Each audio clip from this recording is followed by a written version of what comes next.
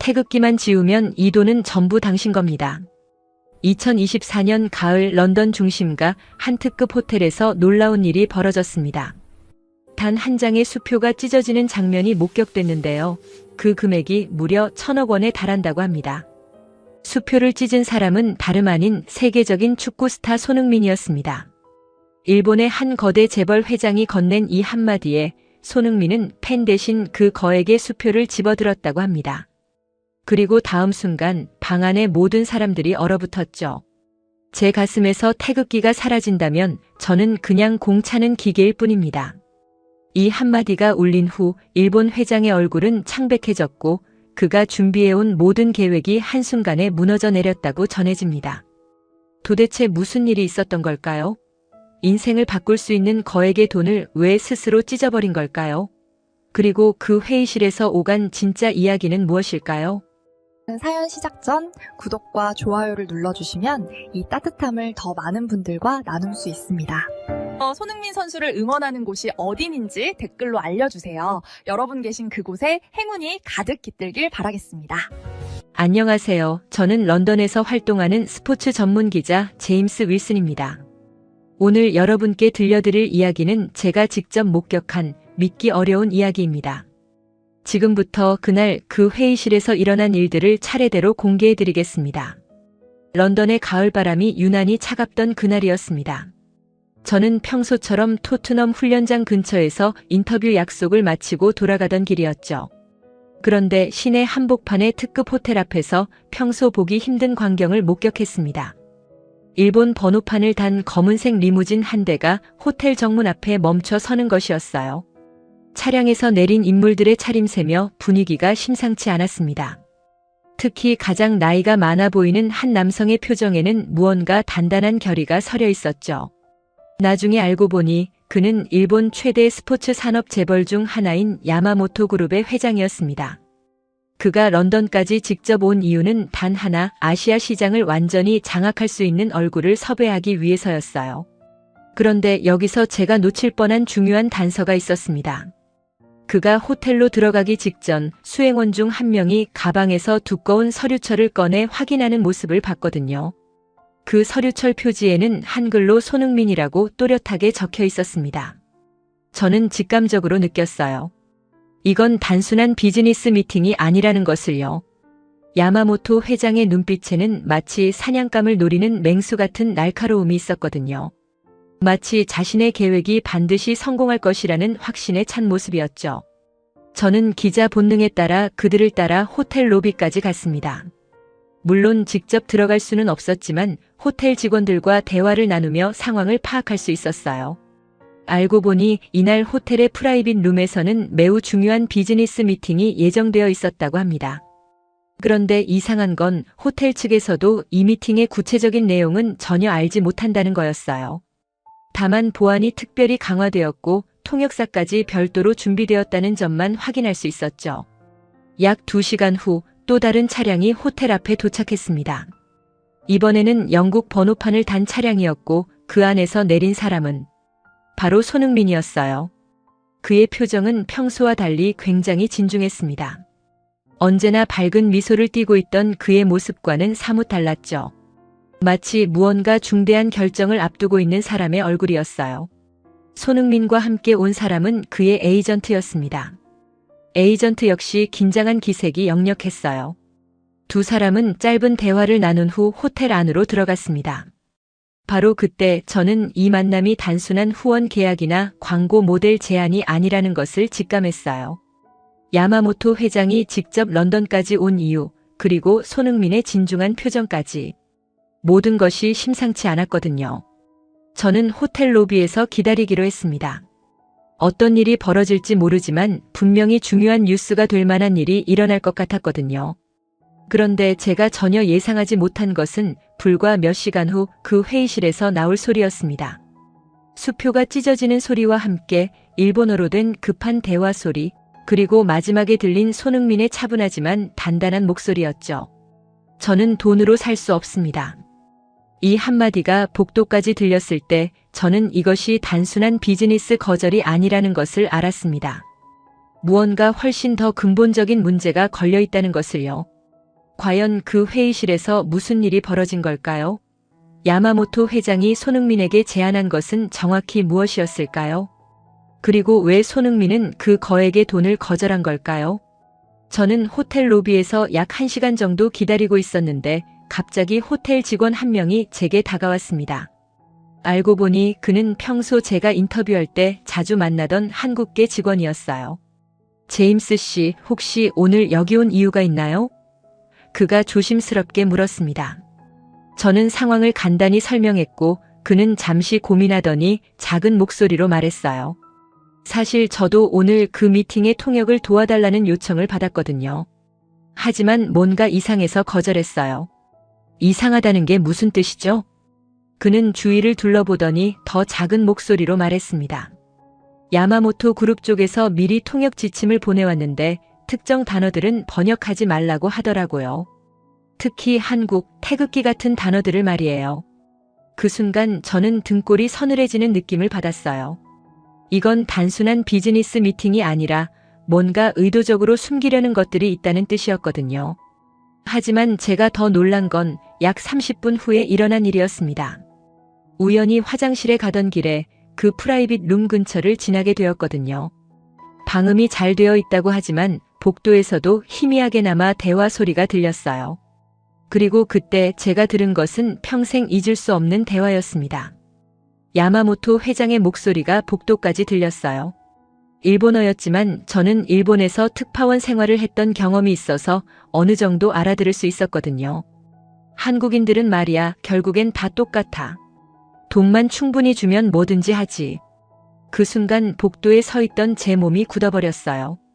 이게 정말 21세기에 그것도 런던 한복판에서 들려오는 말인지 믿기 어려웠거든요. 그런데 더 충격적인 건 그 다음에 이어진 말이었습니다. 지난번에 다른 한국 선수들도 봤지만 처음엔 다들 자존심 부린다고 난리야. 하지만 숫자가 올라가면 결국엔 고개 숙이더라고. 이번에도 마찬가지일 거야. 저는 그 자리에 서서 어떻게 반응해야 할지 몰랐어요. 한 민족 전체를 이렇게 모독하는 발언을 그것도 당사자 앞에서 하다니. 과연 손흥민은 이 말을 듣고 있는 걸까요? 그리고 어떤 기분일까요? 통역사의 목소리가 이어졌습니다. 다행히 그 한국계 직원이 아닌 다른 통역사였어요. 하지만 그 통역사의 목소리에서도 불편함이 느껴졌습니다. 회장님께서는 한국 시장에서의 경험을 바탕으로 말씀하시는 것 같습니다. 그런데 그때 정말 놀라운 일이 일어났어요. 방 안에서 완전한 정적이 흘렀거든요. 아무도 말하지 않는 그런 조용함이었어요. 저는 호기심을 참지 못하고 복도 끝에 있는 작은 틈새로 살짝 들여다봤습니다. 물론 전체 상황을 볼 수는 없었지만 테이블 일부와 앉아있는 사람들의 뒷모습 정도는 확인할 수 있었어요. 손흥민은 테이블 맞은편에 앉아 있었고 그의 양옆에는 에이전트와 변호사로 보이는 사람이 앉아 있었습니다.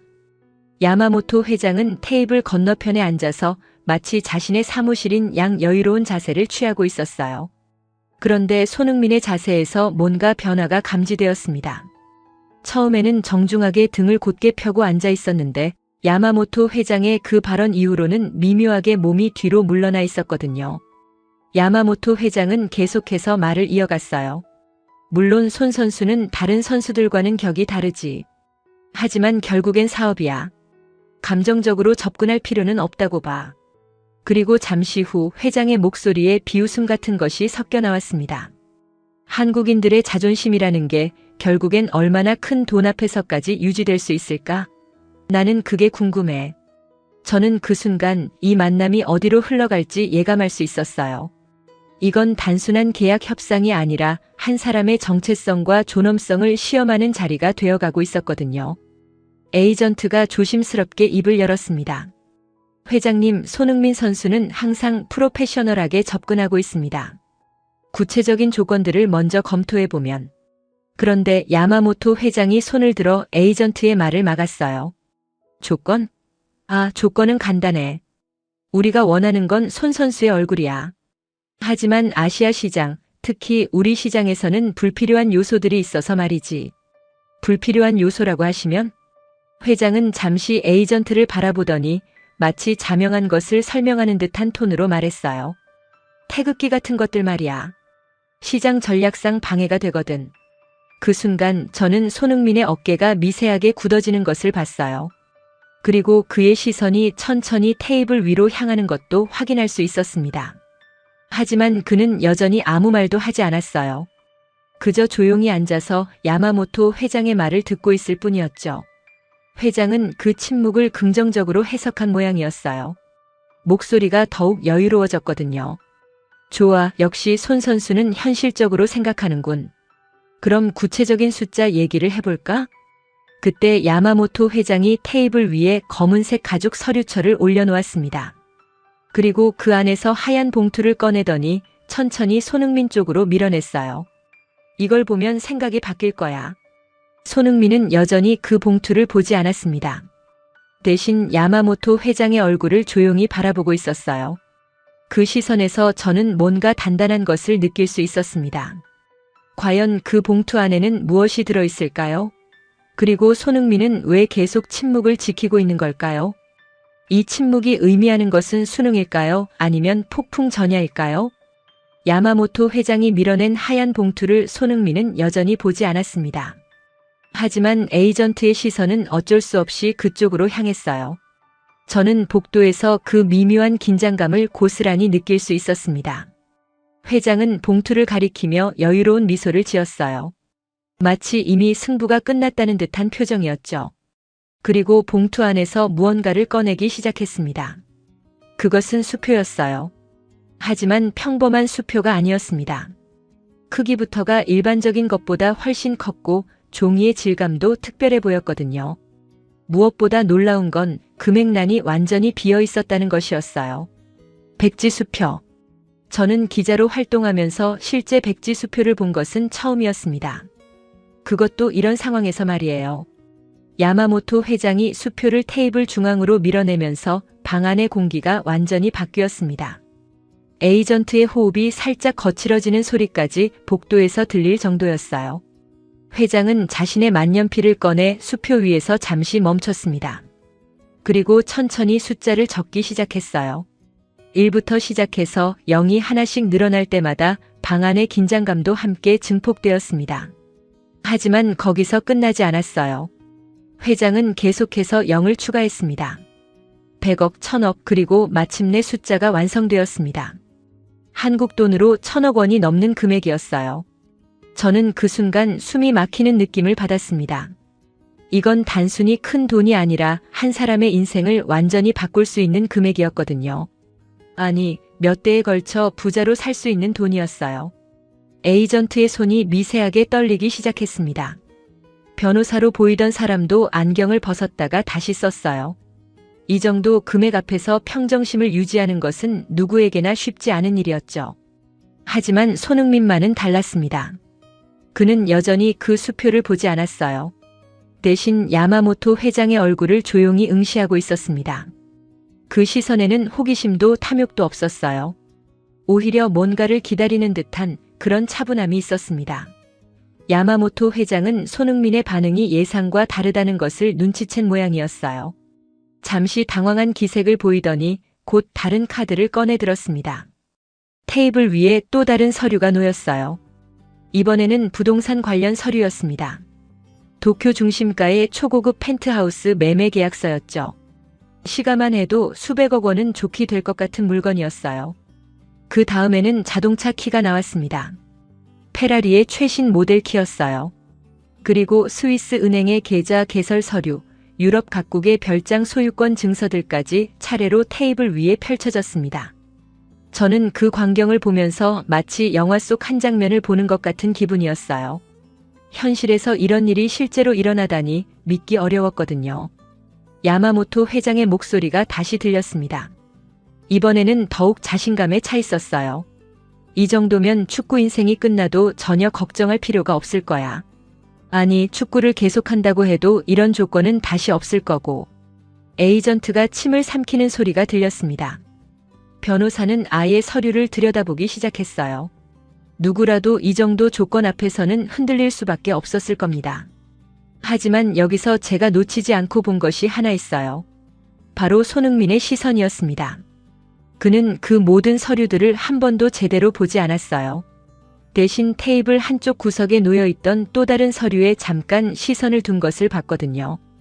그 서류는 다른 것들과 달리 검은색 폴더에 담겨 있었어요. 그리고 그 폴더에는 기밀이라는 일본어 스티커가 붙어 있었습니다. 야마모토 회장은 손흥민의 그 시선을 따라가지 못했어요. 그는 여전히 자신이 준비한 선물들에 도취되어 있었거든요. 어때, 마음에 드나? 사실 이것도 시작일 뿐이야. 계약이 성사되면 매년 추가 보너스도 있고. 그런데 바로 그때 손흥민이 처음으로 입을 열었습니다. 조건이 더 있나요? 목소리는 여전히 차분했지만 그 안에는 뭔가 날카로운 것이 숨어 있었어요. 마치 진짜 중요한 것을 묻고 있다는 듯한 톤이었죠. 야마모토 회장은 잠시 머뭇거렸습니다. 그리고 시선이 그 검은색 폴더 쪽으로 향했어요. 저는 그 순간을 놓치지 않고 봤습니다. 회장의 표정에 미묘한 변화가 일어났거든요. 지금까지의 여유로운 미소가 조금씩 사라지기 시작했어요. 대신 뭔가 계산하는 듯한 표정이 나타났습니다. 조건이라기보다는 약간의 가이드라인이 있지. 손흥민은 고개를 끄덕였어요. 그리고 조용히 기다렸습니다. 마치 이 순간을 위해 지금까지 참고 있었다는 듯이 말이에요. 야마모토 회장이 마침내 그 검은색 폴더에 손을 뻗었을 때 저는 직감했습니다. 진짜 중요한 것은 지금부터 시작될 거라는 것을요. 그 1,000억 원의 수표와 온갖 화려한 선물들은 사실 미끼에 불과했다는 것을 말이에요. 과연 그 검은색 폴더 안에는 무엇이 들어있을까요? 그리고 손흥민은 왜 처음부터 그것만을 주목하고 있었던 걸까요? 야마모토 회장이 검은색 폴더를 열었을 때 저는 복도에서도 그 두께를 확인할 수 있었습니다. 상당히 두꺼운 계약서였어요. 아마도 수십 페이지는 될 것 같았죠. 회장은 계약서를 꺼내면서 마치 마술사가 비장의 카드를 보여주는 것처럼 천천히 움직였어요. 그리고 그 계약서를 손흥민 앞으로 밀어냈습니다. 자, 이제 본격적인 얘기를 해볼까? 손흥민은 처음으로 테이블 위의 서류에 시선을 내렸어요. 하지만 바로 계약서를 보는 것이 아니라 먼저 그 두께를 가늠하는 듯 했습니다.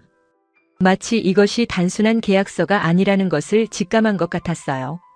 에이전트가 조심스럽게 계약서를 집어들었습니다. 첫 페이지를 넘기면서 그의 눈썹이 살짝 치켜 올라가는 것을 봤어요.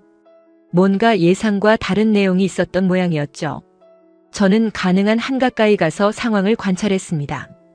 물론 계약서 내용을 직접 볼 수는 없었지만 사람들의 표정 변화만으로도 충분히 상황을 파악할 수 있었거든요. 처음 몇 페이지는 일반적인 후원 계약서와 크게 다르지 않은 것 같았어요. 에이전트와 변호사가 서로 고개를 끄덕이며 내용을 검토하고 있었거든요. 하지만 페이지가 넘어갈수록 그들의 표정이 점점 진중해지기 시작했습니다.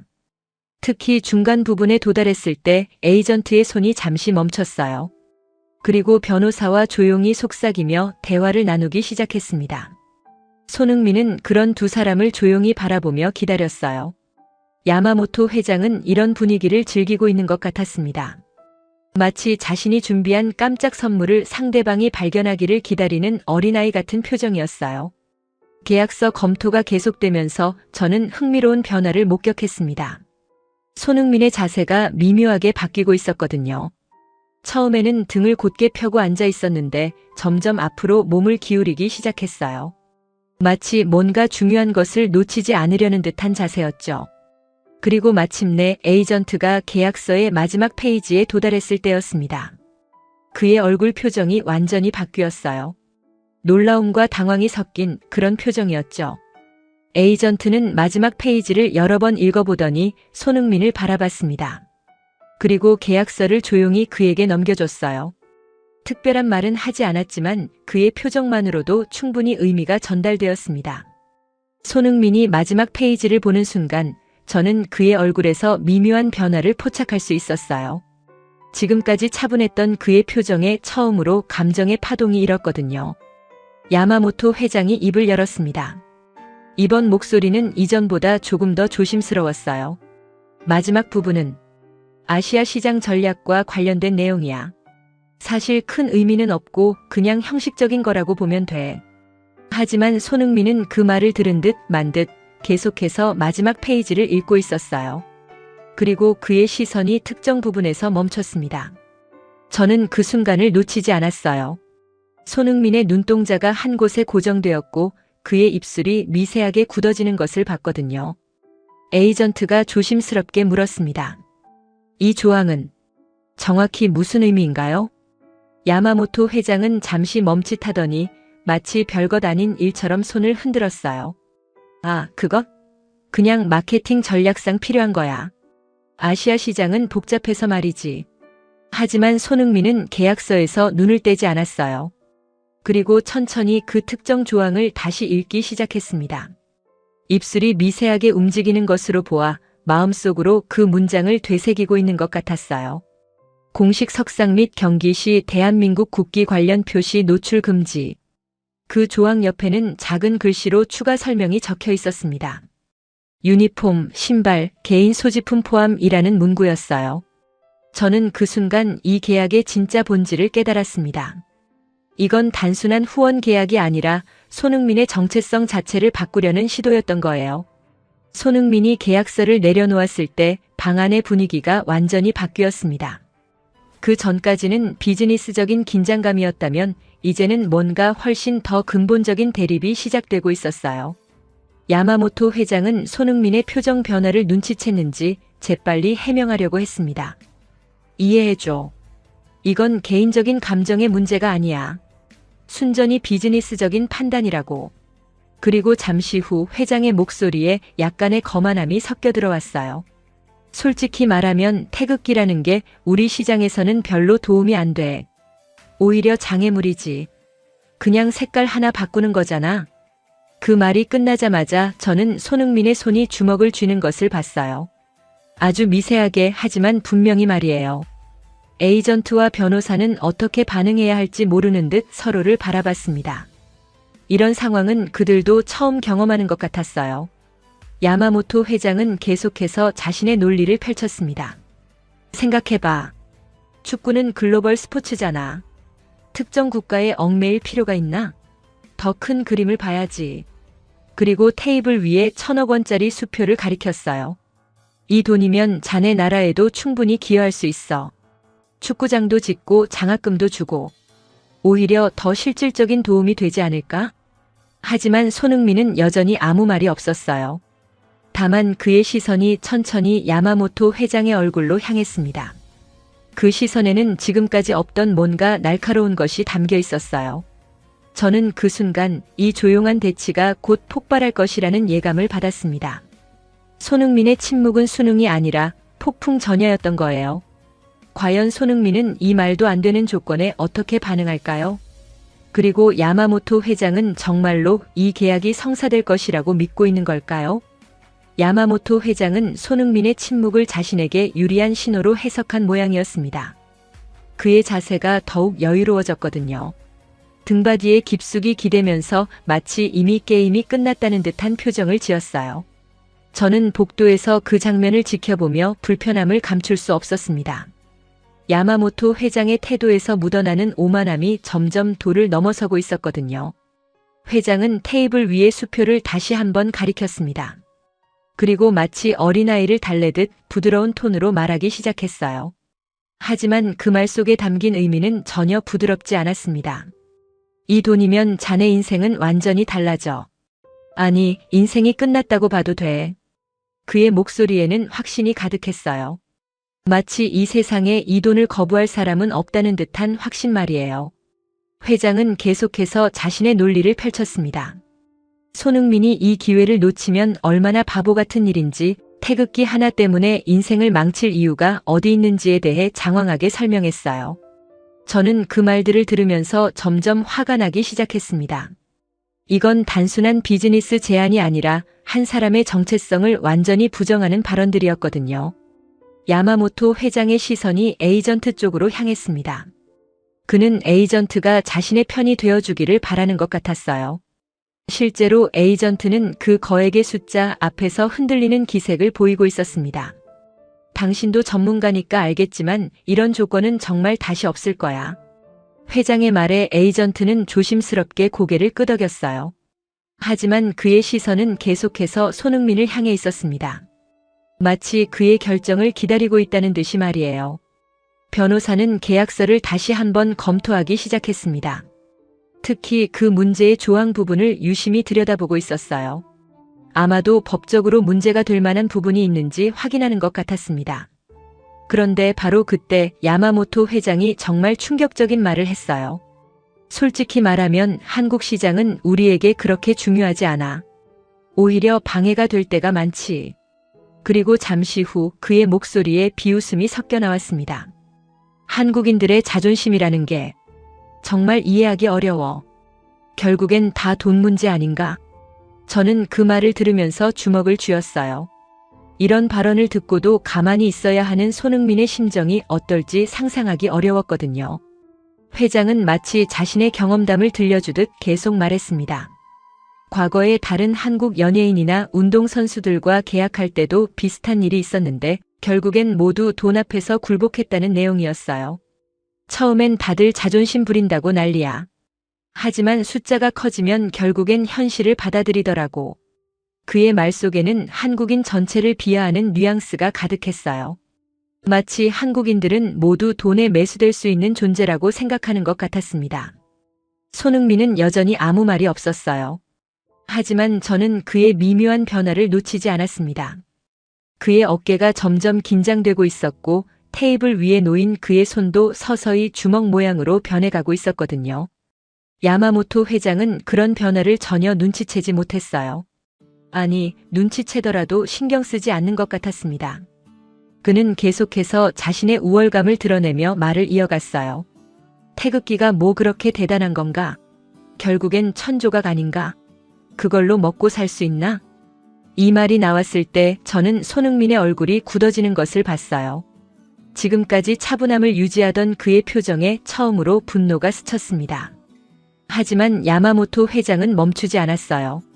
오히려 더욱 거침없이 말했습니다. 이런 식으로 고집부리면 나중에 후회하게 될 거야. 기회는 한번 지나가면 다시 안 와. 그리고 펜을 집어들어 손흥민 쪽으로 밀어냈어요. 마치 지금 당장 서명하라는 듯한 제스처였습니다. 에이전트의 손이 미세하게 떨리기 시작했어요. 이 정도 금액과 조건 앞에서 고민하지 않을 사람이 어디 있겠습니까? 하지만 동시에 그는 손흥민의 감정 상태도 파악하고 있었어요. 변호사는 계약서를 덮으며 조심스럽게 입을 열었습니다. 법적인 문제보다는 윤리적인 문제가 더 크다는 듯한 표정이었어요. 야마모토 회장이 마침내 최후 통첩 같은 말을 했습니다. 자, 이제 결정할 시간이야. 융통성 있게 살자고. 21세기에 이런 것들로 고민할 필요가 있나? 그리고 손흥민을 정면으로 바라보며 말했어요. 이 계약서에 서명하면 당신은 아시아 최고의 부자가 돼.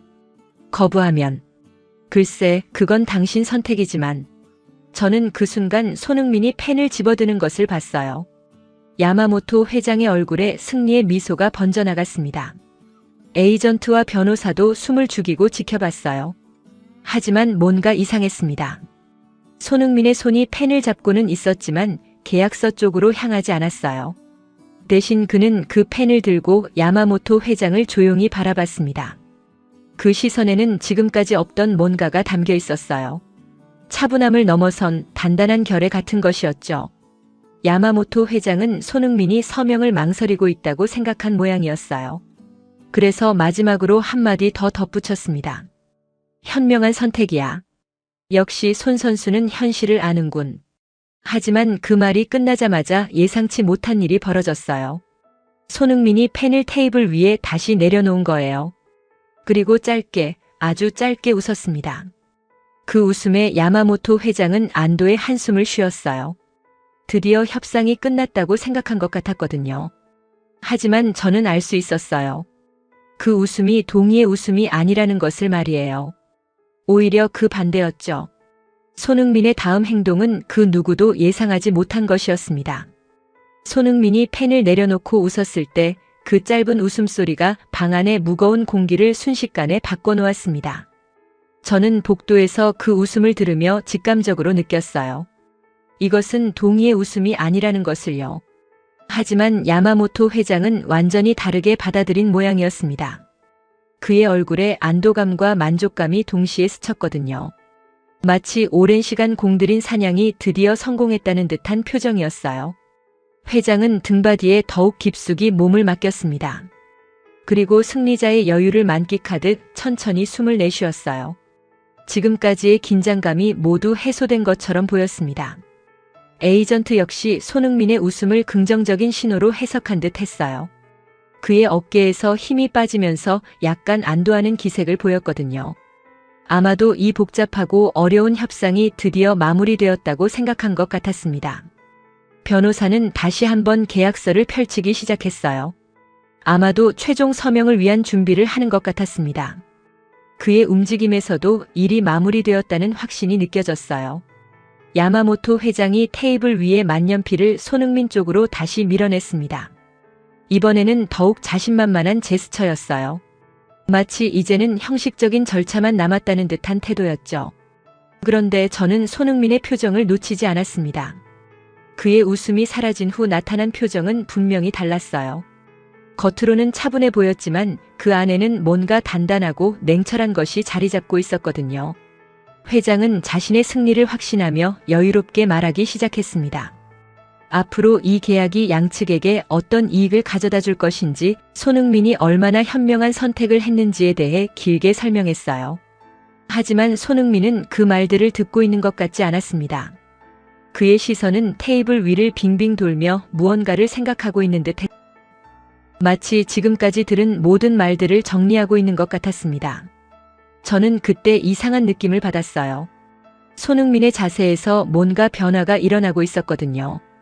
처음에는 수동적으로 앉아서 상대방의 제안을 듣고 있었다면 이제는 마치 무언가를 결심한 사람처럼 보였어요. 야마모토 회장은 계속해서 자신의 기대감을 표현했습니다. 이 계약이 성사되면 아시아 전체 시장에서 어떤 파급 효과를 가져올 것인지, 손흥민이 얼마나 큰 영향력을 갖게 될 것인지에 대해 열변을 토했어요.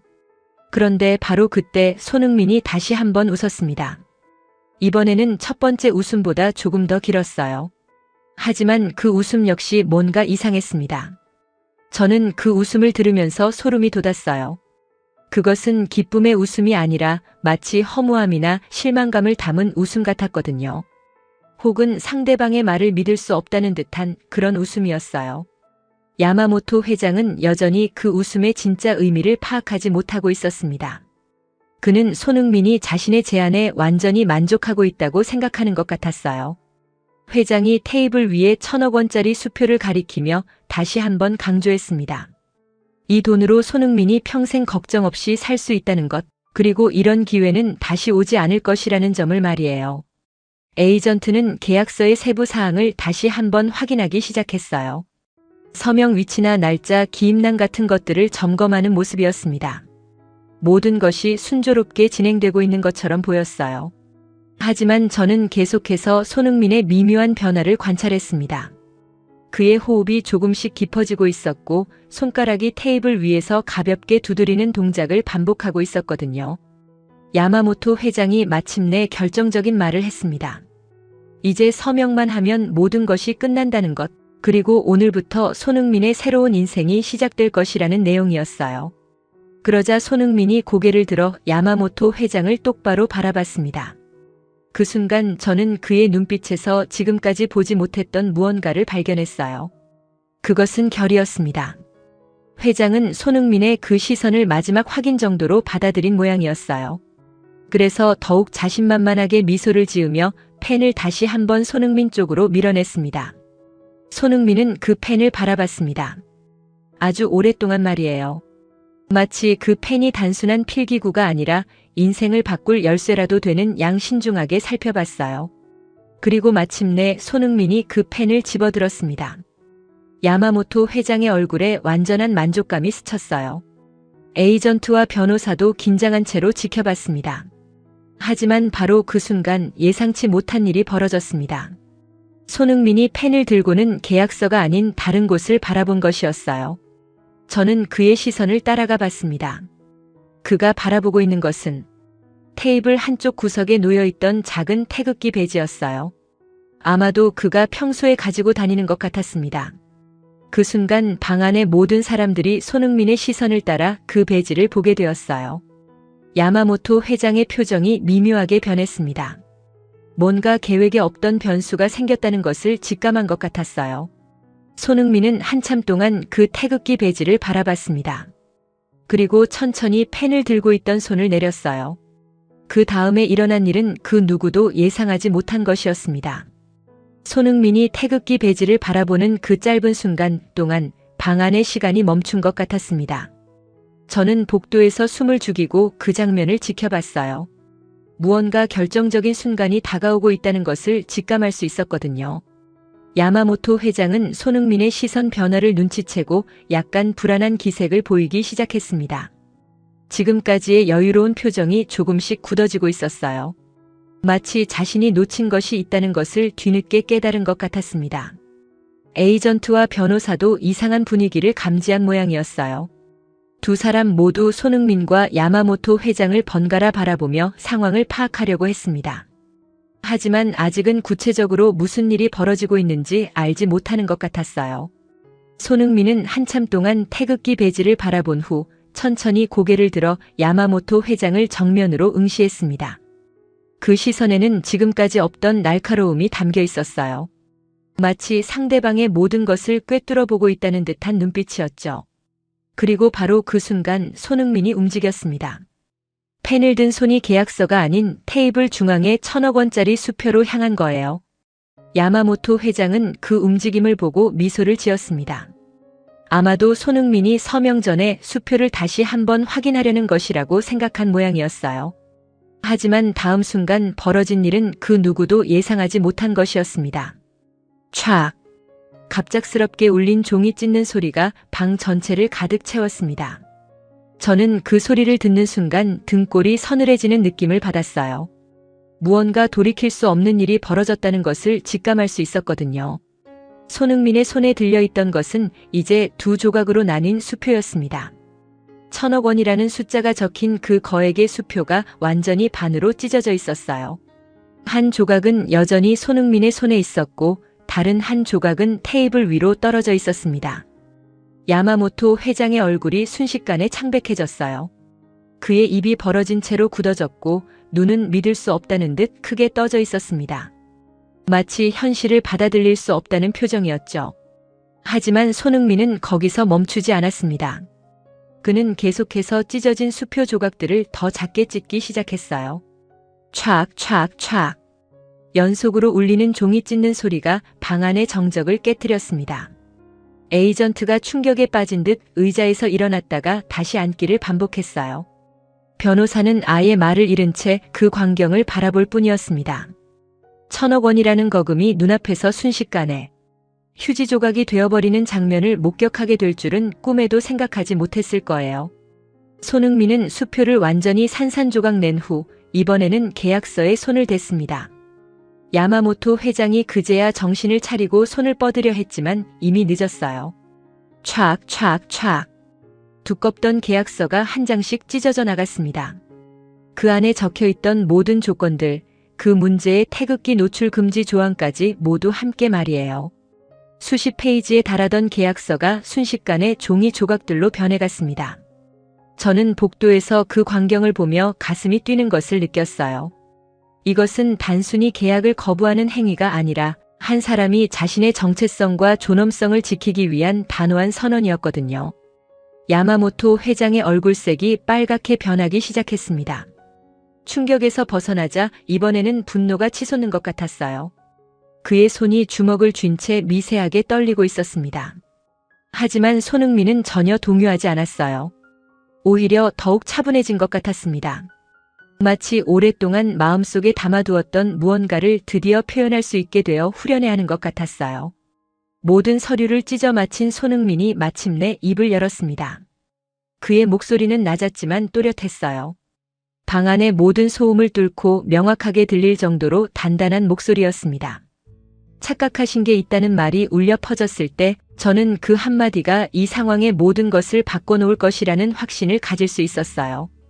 야마모토 회장은 여전히 믿을 수 없다는 표정으로 손흥민을 바라봤습니다.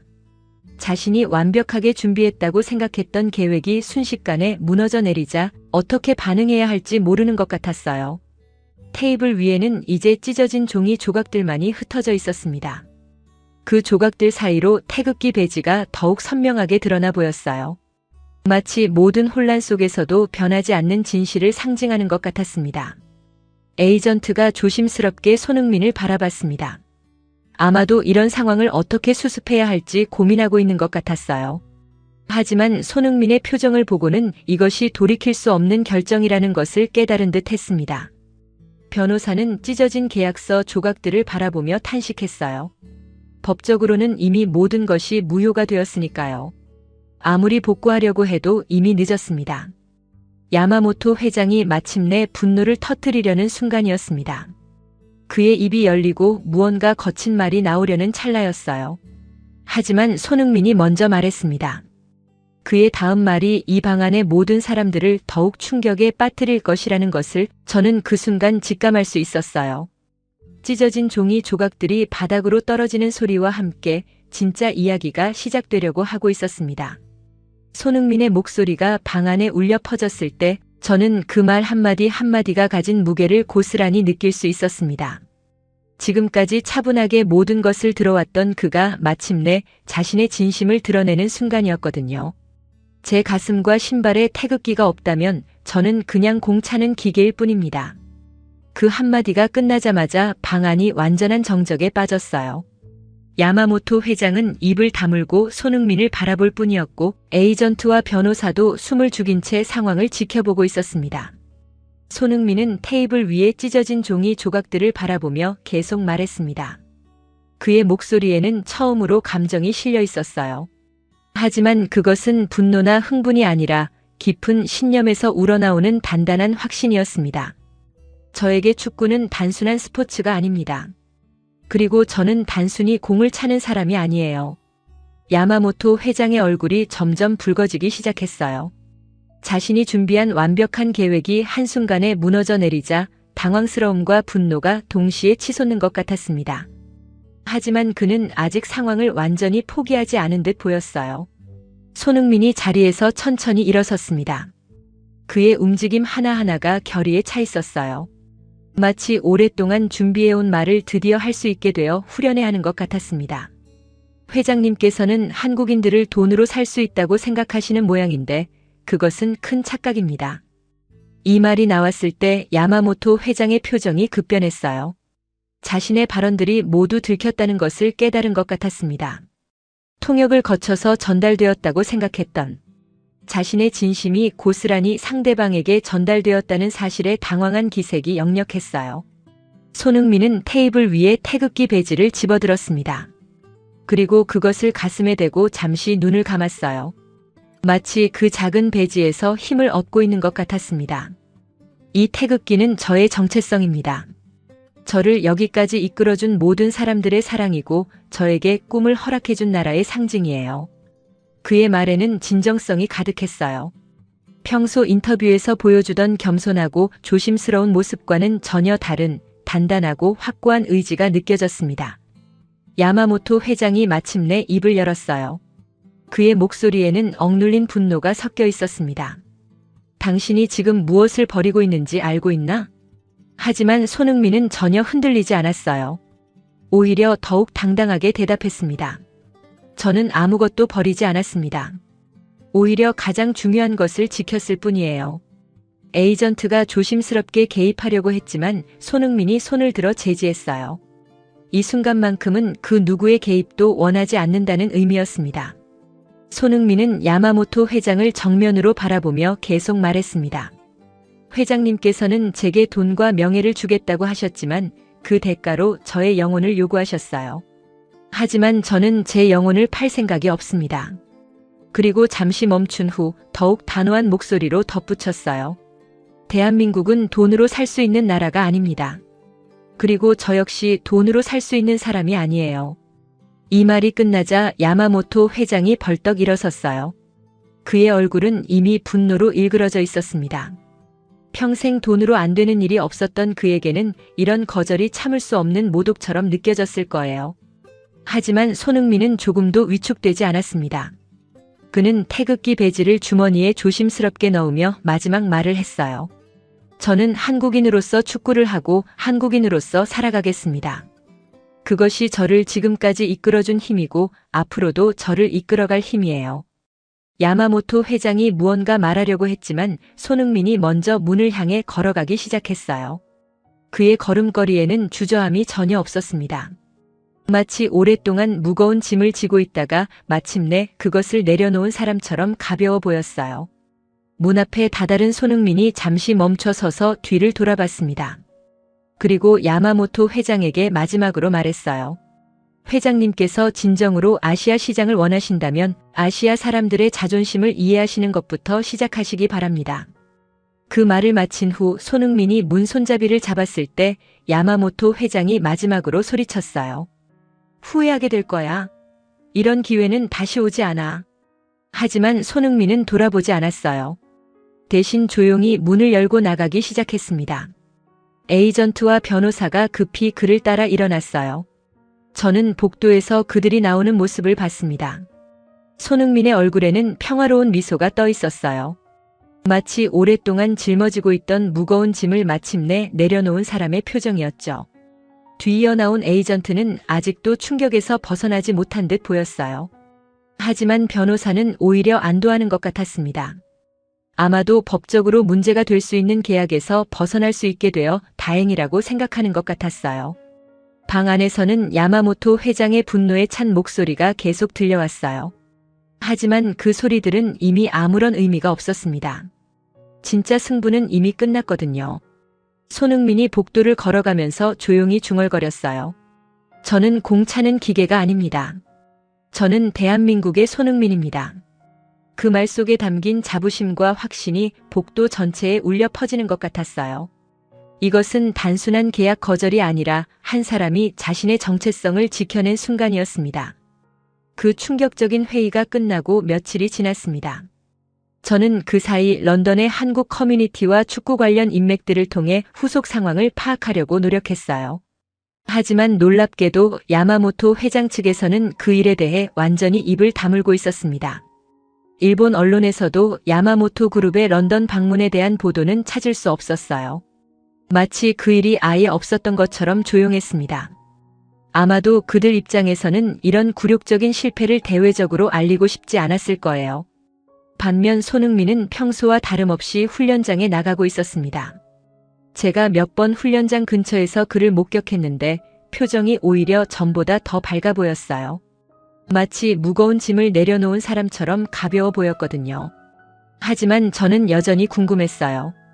그가 그 거액의 제안을 거절한 후 정말로 후회하지 않는지, 그리고 앞으로 어떤 계획을 가지고 있는지 말이에요. 그런데 사흘째 되는 날 오후 흥미로운 일이 일어났습니다. 저는 우연히 손흥민이 자주 가는 카페 근처를 지나가고 있었는데 그가 전화를 받으며 나오는 모습을 봤거든요. 처음에는 평범한 통화인 줄 알았어요. 하지만 그의 표정이 점점 놀라움으로 바뀌는 것을 보고 뭔가 특별한 일이 벌어지고 있다는 것을 직감했습니다. 손흥민은 전화를 받으며 걸음을 멈췄어요. 그리고 상대방의 말을 듣는 동안 그의 눈이 점점 커지기 시작했습니다. 마치 믿기 어려운 이야기를 듣고 있다는 표정이었죠. 저는 적당한 거리를 두고 그 상황을 지켜봤어요. 물론 통화 내용을 직접 들을 수는 없었지만 손흥민의 반응만으로도 충분히 상황을 짐작할 수 있었거든요. 통화가 진행되면서 손흥민의 표정이 놀라움에서 감동으로 바뀌어 갔어요. 그의 눈가가 살짝 붉어지는 것까지 보였습니다. 분명히 좋은 소식이었을 거예요. 약 10분 정도 계속된 통화가 끝나자 손흥민은 잠시 그 자리에 서서 하늘을 바라봤어요. 그의 얼굴에는 이제 완전한 미소가 떠 있었습니다. 마치 예상치 못한 선물을 받은 어린아이 같은 기쁨이 느껴졌어요. 저는 기자 본능에 따라 그에게 다가가려고 했지만 적절한 타이밍을 찾지 못했어요. 대신 그가 누군가에게 다시 전화를 거는 모습을 지켜봤습니다. 아마도 에이전트나 가족에게 이 소식을 전하는 것 같았어요. 다음 날 저는 한국 커뮤니티의 지인을 통해 흥미로운 정보를 얻을 수 있었습니다. 한국의 한 대기업에서 손흥민에게 직접 연락을 취했다는 것이었어요. 그 기업은 평소 스포츠 마케팅에 적극적이지 않았던 회사였는데 이번에 처음으로 손흥민과의 협력을 제안했다고 합니다. 하지만 그들의 접근 방식은 야마모토 그룹과 완전히 달랐어요. 무엇보다 놀라운 것은 그들이 어떠한 조건도 내걸지 않았다는 점이었습니다. 손흥민의 축구 철학이나 개인적 신념을 존중하겠다는 것이 첫 번째 약속이었어요. 저는 그 기업의 대표가 손흥민에게 어떤 말을 했는지 궁금해서 더 자세히 알아봤습니다. 그리고 놀라운 사실을 발견했어요. 그 대표는 야마모토 회장과의 일화를 이미 알고 있었던 것 같았어요. 물론 구체적인 내용까지는 모르겠지만 손흥민이 어떤 어려운 선택 상황에 있었다는 것 정도는 파악하고 있었던 모양이었습니다. 그래서 그들의 제안은 단순한 비즈니스 계약이 아니라 손흥민의 선택에 대한 지지와 존경의 표현이었어요. 마치 그의 용기 있는 결단을 응원하고 싶다는 메시지였죠. 며칠 후 저는 또 다른 놀라운 소식을 들었습니다. 그 한국 기업뿐만 아니라 다른 여러 한국 회사들도 손흥민에게 연락을 취하고 있다는 것이었어요. 모두들 비슷한 메시지를 전하고 있었습니다. 조건 없는 지지, 그리고 그의 정체성과 신념을 존중한다는 약속이었어요. 마치 손흥민의 그날 선택이 한국 전체에 큰 감동을 주었다는 듯이 말이에요. 저는 이 상황을 지켜보면서 깊은 인상을 받았어요. 야마모토 회장은 돈으로 모든 것을 살 수 있다고 생각했지만 실제로는 정반대의 결과가 나타난 것이었거든요. 손흥민이 그 거액의 돈을 거절한 것이 오히려 더 큰 기회들을 불러온 셈이었어요. 그것도 자신의 정체성을 포기하지 않으면서 말이에요. 특히 인상적이었던 것은 이 모든 제안들이 자연스럽게 이루어졌다는 점이었습니다. 아무도 손흥민에게 무엇인가를 요구하지 않았어요. 오히려 그의 선택을 존중하고 지지하고 싶다는 마음에서 시작된 것들이었죠. 저는 이것이야말로 진짜 가치 있는 파트너십이라고 생각했어요. 서로의 신념을 존중하고 함께 더 나은 미래를 만들어가고자 하는 관계 말이에요. 손흥민 역시 이런 변화에 깊이 감동한 것 같았어요. 그의 표정에서 안도감과 함께 새로운 희망이 느껴졌거든요. 하지만 가장 중요한 것은 아직 남아 있었어요. 바로 다가오는 경기였습니다. 손흥민이 그 모든 선택과 결단의 의미를 실제 경기장에서 증명해야 하는 순간이 다가오고 있었거든요. 저는 그 경기가 단순한 축구 경기를 넘어서 그의 신념과 정체성을 확인하는 무대가 될 것이라고 확신했어요. 과연 그는 자신의 선택이 옳았다는 것을 증명할 수 있을까요? 그 중요한 경기가 열리는 날이 드디어 왔습니다. 저는 이른 아침부터 경기장 근처에서 분위기를 파악하고 있었어요. 평소보다 훨씬 많은 한국 팬들이 몰려와 있었고 그들 대부분이 태극기를 들고 있었습니다. 손흥민이 경기장에 도착하는 모습을 지켜봤는데 그의 표정에서 특별한 각오가 느껴졌어요. 평소보다 더 집중되어 있었고 동시에 평화로운 미소도 띠고 있었습니다. 마치 자신이 해야 할 일을 명확히 알고 있는 사람의 얼굴이었죠. 경기 준비 과정에서 가장 인상적이었던 것은 손흥민이 자신의 축구화를 점검하는 모습이었어요. 그는 평소보다 더 꼼꼼히 신발끈을 매고 특히 태극기가 새겨진 부분을 유심히 들여다봤습니다. 마치 그 작은 태극기에서 힘을 얻고 있는 것 같았어요. 라커룸에서 나온 선수들 중 손흥민만이 유독 다른 기운을 발산하고 있었습니다. 다른 선수들도 물론 각오가 되어 있었지만 그에게서는 뭔가 더 깊은 의미가 느껴졌어요. 단순히 경기에서 이기는 것 이상의 무언가를 증명하려는 의지가 보였거든요. 경기장에 입장할 때 손흥민의 유니폼과 신발에 새겨진 태극기가 조명을 받아 더욱 선명하게 빛났습니다. 관중석의 한국 팬들이 환호성을 지르며 태극기를 흔들었어요. 그 순간 경기장 전체가 하나의 거대한 응원 무대가 된 것 같았습니다. 저는 그 광경을 보며 며칠 전 야마모토 회장의 말을 떠올렸어요. 그가 태극기를 단순한 색깔 조각이라고 했던 그 말이 얼마나 무의미한지를 깨달을 수 있었거든요. 경기가 시작되자 손흥민은 평소와 다른 모습을 보여주기 시작했습니다. 더욱 적극적이었고 동시에 차분했어요. 마치 자신이 무엇을 해야 하는지 정확히 알고 있다는 듯한 플레이였죠. 전반전 중반 손흥민이 공을 잡고 드리블을 시작하는 순간이 왔어요. 그는 상대 수비수 2명을 연달아 제치며 골문 쪽으로 달려갔습니다. 그의 발끝에 새겨진 태극기가 그린 위를 가로지르며 선명하게 빛났어요. 관중석의 함성이 점점 커지기 시작했습니다. 특히 한국 팬들의 목소리가 경기장 전체를 울렸어요. 그들이 외치는 것은 단순한 응원이 아니라 마치 손흥민의 신념에 대한 지지였습니다. 그리고 마침내 그 순간이 왔어요. 손흥민이 골문 앞에서 완벽한 슛을 날린 순간이었습니다. 공이 골키퍼의 손끝을 스치며 골문 안쪽으로 빨려 들어갔어요. 골이 터지자 경기장이 완전히 뒤집어졌습니다. 손흥민은 골을 넣은 후 하늘을 바라보며 잠시 멈춰 섰어요. 그리고 자신의 가슴에 손을 대고 깊이 숨을 들이쉬었습니다. 마치 이 순간의 의미를 마음속 깊이 새기고 있는 것 같았어요. 한편 이 모든 것을 지켜보고 있는 또 다른 사람이 있었습니다. 바로 도쿄의 한 고급 사무실에서 TV로 경기를 시청하고 있던 야마모토 회장이었어요. 그는 손흥민이 골을 넣는 순간 리모컨을 떨어뜨렸습니다. 그의 얼굴은 창백해져 있었고 믿을 수 없다는 표정을 짓고 있었어요. 자신이 거절당한 그 선수가 지금 전 세계인들 앞에서 자신의 신념을 증명하고 있었거든요. TV 화면 속 손흥민의 유니폼과 신발에 선명하게 새겨진 태극기가 클로즈업 되었을 때 야마모토 회장의 표정이 더욱 굳어졌어요. 그는 자신이 얼마나 큰 실수를 했는지 뒤늦게 깨닫고 있었습니다. 경기장으로 돌아가서 손흥민의 골 세리머니는 정말 특별했어요. 그는 관중석의 한국 팬들을 바라보며 가슴에 손을 대고 깊이 인사했습니다. 그리고 자신의 신발을 가리키며 태극기를 보여주었어요. 그 순간 관중석에서 터져나온 함성은 단순한 골에 대한 환호가 아니었습니다. 한 사람이 자신의 정체성을 지켜낸 것에 대한 감동의 표현이었어요. 경기는 계속되었지만 이미 가장 중요한 메시지는 전달되었습니다. 손흥민은 자신의 선택이 옳았다는 것을 온 세상에 증명해 보인 것이었거든요. 후반전에도 손흥민의 플레이는 계속되었어요. 그는 한 골을 더 추가하며 경기를 완전히 자신의 것으로 만들었습니다. 두 번째 골을 넣은 후에는 더욱 의미 있는 세리머니를 보여주었어요. 그는 코너 플래그 근처로 달려가서 하늘을 향해 두 팔을 벌렸습니다. 마치 세상 모든 사람들에게 말하는 것 같았어요. 자신의 신념과 정체성을 지키면서도 최고의 성과를 낼 수 있다는 것을 말이에요.